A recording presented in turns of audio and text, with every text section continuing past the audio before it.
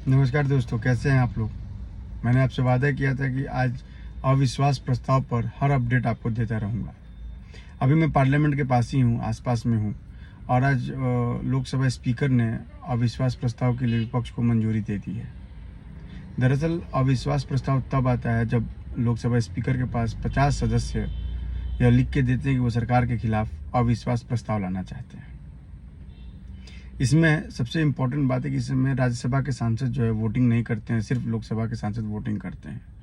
और मौजूदा स्थिति में सरकार के पास 333 सांसद हैं, एनडीए अकेले बीजेपी के पास 301 सांसद हैं। तो लिहाजा यह अविश्वास प्रस्ताव मौजूदा सरकार को के लिए कोई भारी नहीं पड़ने वाला है। ये आराम से सरकार जो है इसको पास करा लेगी। मुश्किल होगी विपक्ष के लिए, क्योंकि विपक्ष के पास 126 सदस्य हैं और जाहिर सी बात है कि वो वोटिंग के समय वो हार जाएगी। दरअसल होता है क्या है कि जब अविश्वास प्रस्ताव पर चर्चा होती है, 1 या 2 दिन का समय लगातार चर्चा होती है, 1-2 दिन तक चर्चा होती है। हालांकि ऐसा जरूरी नहीं है कि 1 से 2 दिन ही चर्चा होती है, कई बार 90 घंटे भी चर्चा हुई है, उस पर हम आपको डिटेल बाद में बताएंगे। लेकिन जब 1 और 2 दिन की चर्चा के बाद इस पर वोटिंग होती है और वोटिंग में तय होता है कि किसके पक्ष में कितना वोट पड़ रहा है, तो जाहिर सी बात है सरकार के पास 301 सांसद स्वयं के हैं और अगर एनडीए की गठबंधन की बात करें तो 333 सांसद हैं। लिहाजा मान लीजिए उसमें कुछ बीमार भी हैं, कुछ विदेश में भी हैं, अगर नहीं भी आ पाते हैं वोटिंग के लिए तो भी सरकार के पास पर्याप्त बहुमत है, इसका अविश्वास प्रस्ताव गिर जाएगा।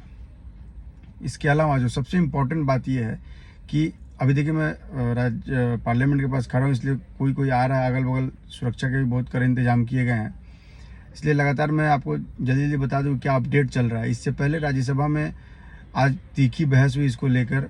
स्मृति ईरानी ने जमकर विपक्ष को अपना गुस्सा दिखाया। निर्मला सीतारमण भी तमतमा गई थी, पीटी उषा जब बोल रही थी तो विपक्ष उनको डिस्टर्ब कर रहा था। इसके बाद स्मृति ईरानी आग बबूला हो गई। उन्होंने चैलेंज किया विपक्ष को कि अगर आप में हिम्मत है तो राजस्थान, छत्तीसगढ़ और पश्चिम बंगाल के मुद्दों पर चर्चा कीजिए, जो वहाँ महिलाओं के साथ व्यवहार किया गया है उस पर चर्चा कीजिए। हालांकि उसके बाद राज्यसभा की कार्रवाई को स्थगित कर दिया गया। तो चलिए खैर अब आगे बढ़ते हैं लोकसभा में। तो लोकसभा में क्या हुआ कि इससे पहले, अब आप सोच रहे होंगे भाई कि क्या है अविश्वास प्रस्ताव, तो ये हमने आपको बता दिया। अब अविश्वास प्रस्ताव पहली बार इसका इंट्रोडक्शन हुआ था 1953 में। तब ये माना जाता है कि 30 सदस्य अगर साइन करके देते तो अविश्वास प्रस्ताव 1952 में हुआ था।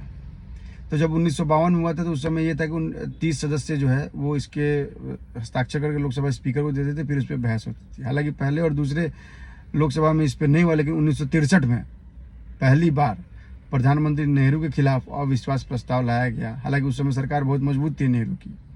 नेहरू ने कहा भी कि जो विपक्ष कर रहा है उससे सरकार को तो कोई खतरा नहीं है, लेकिन यह बहस बहुत इंटरेस्टिंग है और व्यक्तिगत रूप से वो इसका अभिनंदन करते हैं।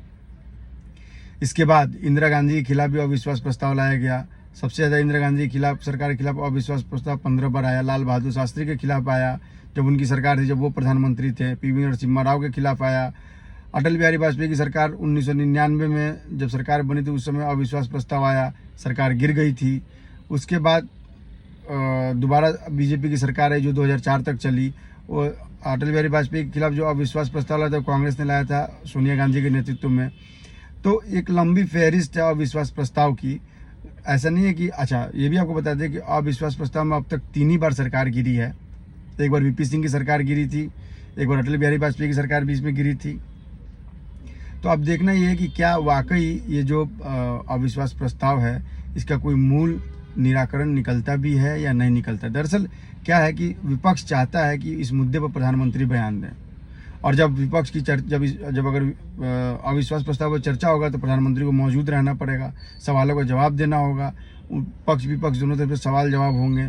तो लिहाजा ये एक रणनीति है विपक्ष की कि भाई कैसे जो है हम प्रधानमंत्री को सदन में बुलाएं और उनसे बयान दिलवाएं, मणिपुर पे चर्चा करें।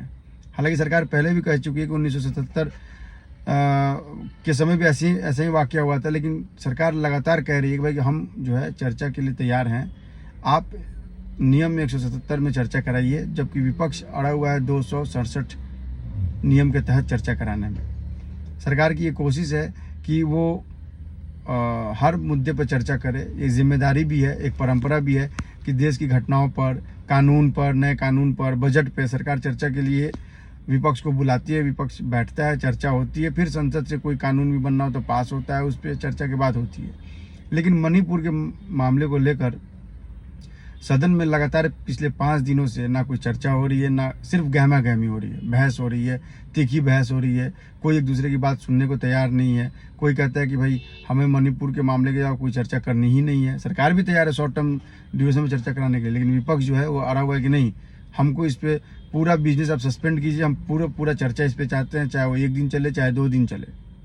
यानी कुल मिला के विपक्ष जो है वो सरकार को घेरना चाहती है, जबकि सरकार कह रही है कि भाई आप हमसे चर्चा कीजिए, हम चर्चा को तैयार हैं। महिलाओं का मामला है, सब पूरा देश शर्मसार है इससे, वो भी चर्चा करने को तैयार है।